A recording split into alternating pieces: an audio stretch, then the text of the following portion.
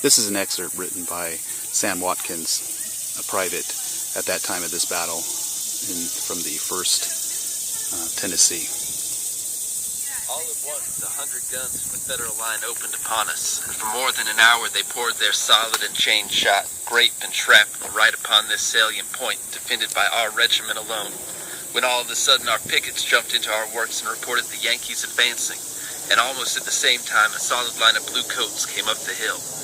I discharged my gun, and happening to look up, there was the beautiful flag of the Stars and Stripes flaunting in my face, and I heard John Branch of the Rock City Guards, commanded by Captain W.D. Kelly, who were next to Company H, say, "Look at that Yankee flag.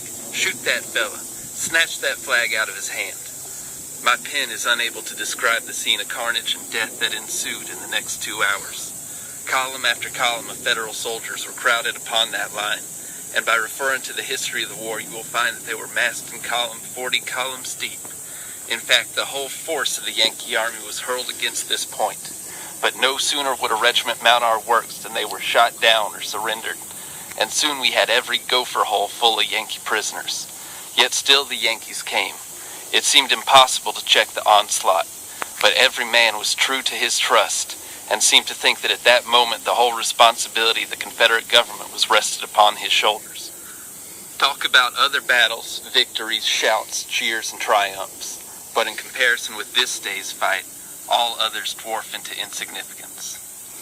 Private Sam Watkins, 1st Tennessee.